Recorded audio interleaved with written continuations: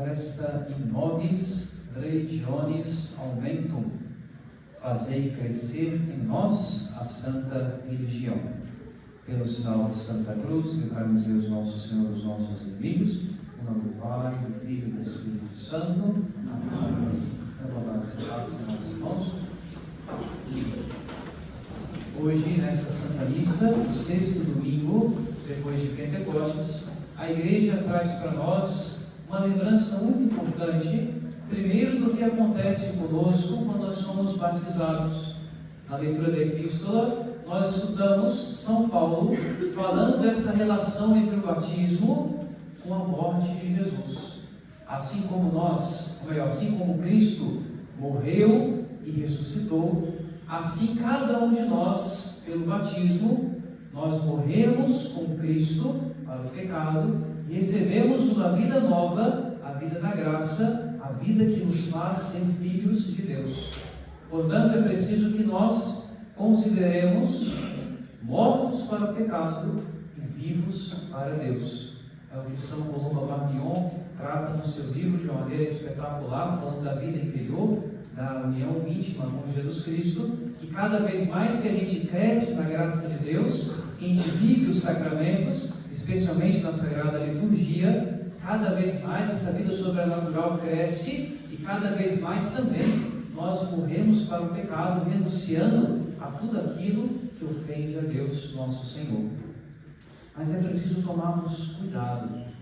Como pede a oração da coleta de hoje, nós precisamos pedir a Deus para que possamos crescer sempre na santa religião, para que o conhecimento do céu, a busca pelas verdades da fé, o crescimento na virtude possa sempre acontecer em nós. Porque se a gente achar que já fez o suficiente, achar que já lutou o suficiente, achar que já somos, entre aspas, santos o suficiente, nós corremos um sério risco de ofender a Deus e sair do caminho correto. A Igreja lembra muito isso na liturgia desses dias, nesse domingo, e o Padre, de modo especial, quando reza o breviário, nas leituras de matinas, ontem e hoje sai a meditação do pecado de Davi. É muito interessante porque Davi era alguém escolhido por Deus. Davi era uma pessoa que, mesmo sendo humilde, mesmo sendo um pastorzinho pequeno, jovem, foi escolhido por Deus através do profeta Samuel para que fosse o grande rei de todo Israel, de toda Judá. E de fato assim Deus fez grandes coisas, grandes maravilhas através de Davi. Davi, sendo sempre fiel a Deus, derrotou o gigante Golias, trouxe muitas vitórias para o povo de Israel naquelas batalhas, libertando o povo de Israel várias e várias vezes. Deus livrou ele da perseguição do rei Saul, que era rei de Jerusalém, que era rei de Israel, só que foi infiel a Deus e por isso Deus escolheu Davi para ser o novo rei. Deus fez coisas maravilhosas através de Davi. E Davi compôs diversos hinos, diversos cânticos, compôs os salmos em honra de Deus. Contudo, é muito interessante quando a gente lê isso na passagem dos livros dos reis. Começa assim o capítulo: quando era tempo de guerra e os reis costumavam ir para os campos de batalha para poder lutar ao lado de seus soldados, Davi ficou no seu palácio tranquilo. E um dia ele se levantou depois do meio-dia, dormiu tarde, se entregou à preguiça, se levantou muito tarde aquele dia, foi para a janela da sua sacada e lá ele viu uma mulher que estava se banhando e o seu desejo ardeu de concupiscência. E ele, ao invés de desviar o olhar, como ele já tinha se entregado à preguiça, já estava acomodado, ele ficou olhando e o seu desejo foi crescendo. E tem um ditado na Sagrada Escritura muito interessante que diz: abissus abissum invocat. O abismo atrai o outro abismo. É um pecado que vai crescendo cada vez mais, atraindo um novo pecado.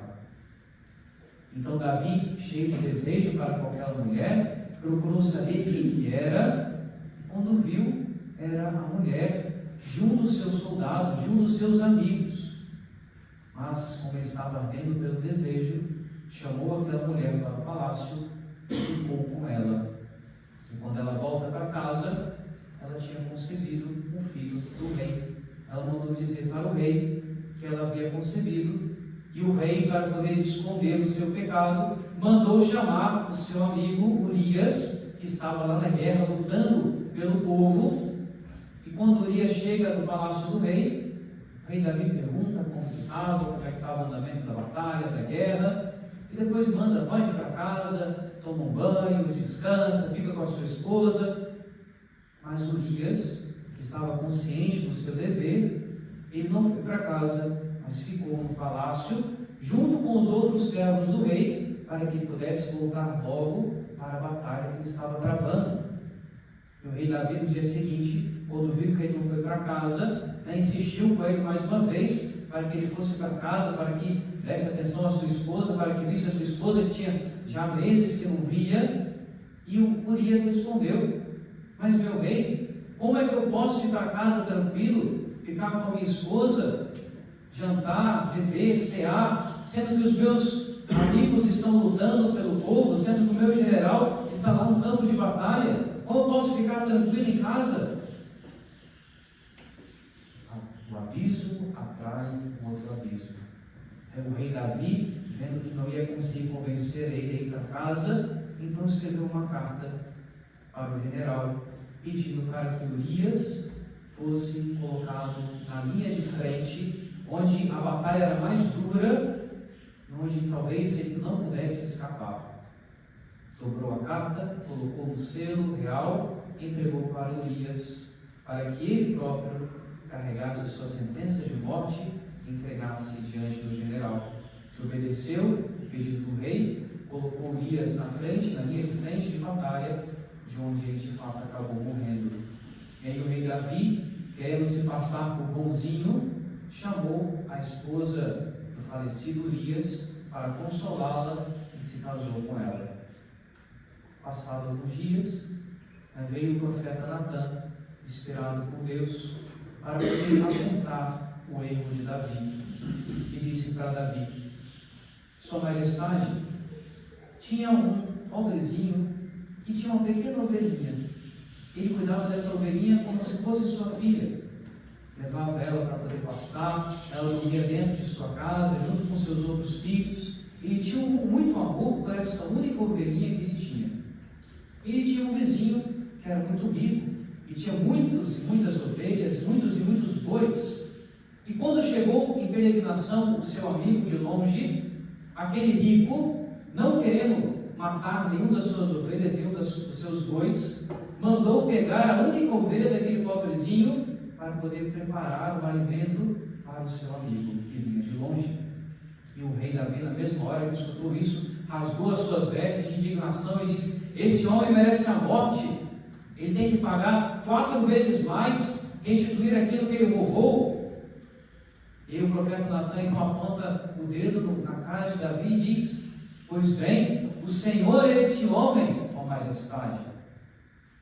Aponta o erro para Davi, mostra o pecado que ele fez e também fala do castigo que Deus reservou para aquele pecado que ele cometeu. O seu filho não vai poder viver. A guerra não vai se afastar da sua casa. O rei Davi, nesse momento, percebendo o erro, se arrependeu, pediu perdão. E de fato Deus perdoou o rei Davi, poupou a sua vida, mas castigou o seu filho. E assim, amados irmãos, nós vemos como que um abismo atrai um outro abismo. Um pecado atrai um outro pecado. O rei Davi, que já era, entre aspas, nós poderíamos dizer assim no Antigo Testamento, uma pessoa santa, uma pessoa virtuosa, uma pessoa temente a Deus, que já tinha talvez alcançado um certo grau de santidade, mas que, por não lutar, por não cumprir o seu dever e ir para a batalha, por se entregar à preguiça, ao comodismo, foi cada vez mais se entregando ao pecado, até que cada vez mais cometeu pecados mais e mais graves. Isso pode acontecer com qualquer um de nós. Não importa qual grau de santidade nós tenhamos alcançado, não importa quantos dons Deus tenha nos dado, não importa qual morada nós estejamos no nosso castelo interior, se nós descuidarmos da nossa oração, se nós descuidarmos dessa dualidade que existe na nossa vida entre a morte para o pecado e a vida para Deus, nós podemos correr o mesmo risco do rei Davi.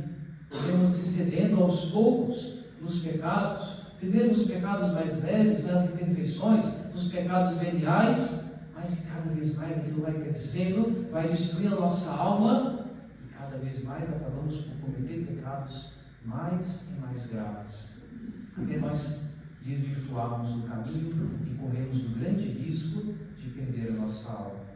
Isso é que a igreja quer lembrar para nós nesse domingo, nessa liturgia de hoje. Lembrar dessa realidade que existe na nossa vida, da morte para o pecado, e que a gente precisa ver cada vez mais para Deus, crescer na santidade que Deus nos deu. E para isso, como nós estudamos no Evangelho de hoje, Deus, na sua providência, que se preocupa conosco, Deus dá para nós 7 pães, os 7 sacramentos, que multiplicam e que se transformam a nossa vida na grande abundância da alegria de Deus, da grande fartura da providência de Deus, que cuida de nós e nos impulsiona para permanecermos sempre fiéis ao serviço do Senhor. Jesus não realizou o milagre do Evangelho para as pessoas que estavam ociosas, mas realizou esse milagre, como diz Santo Agostinho, para as pessoas que estavam seguindo, para aquela grande multidão que já há 3 dias estava ali no deserto com Jesus, longe de suas casas, mas buscando se aproximar de Jesus. Hoje, nesse domingo, nós devemos imitar essa multidão, ir para o deserto, ir para o encontro com o Senhor, nos afastando sempre, tirando o momento do nosso dia, aliás, para afastar um pouco da correria, afastar um pouco das redes sociais, do celular, das notícias, para a gente se colocar na presença de Jesus, para receber esse alimento espiritual, para crescer cada vez mais nessa vida para Deus e para cada vez mais morrer para o pecado, nessa dualidade que nós recebemos no dia do nosso batismo.